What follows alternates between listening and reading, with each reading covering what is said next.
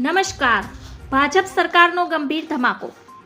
મુખ્યમંત્રી ભૂપેન્દ્ર પટેલના અધ્યક્ષસ્થાને મળી રાજ્ય મંત્રીમંડળની બેઠકમાં લેવાયેલા નિર્ણય અંગે માહિતી આપતા પ્રવક્તા મંત્રી ઋષિકેશ પટેલે જણાવ્યું હતું કે ગુજરાતમાં વર્ષ 2011થી અમલમાં આવેલી ગુજરાત સ્ટેટ લિટિગેશન પોલિસીના રાજ્ય સરકાર દ્વારા કેટલીક જોગવાઈઓ ઉમેરવામાં આવી છે.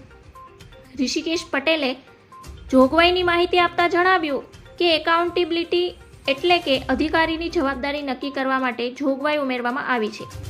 જે કેસ ગુનો દોષના આધારે મજબૂત હોય છે તેમ છતાં અધિકારીઓની બેઠક બેદરકારી કે પૂરતી માહિતી ન આપવાના કારણે જે પરિણામ આવે તેવા સંજોગોમાં અધિકારીની જવાબદારી નક્કી કરી તેમની વિરુદ્ધ કાર્યવાહી કરવી જોઈએ તેવું આ જોગવાઈમાં સૂચન કરાયું છે.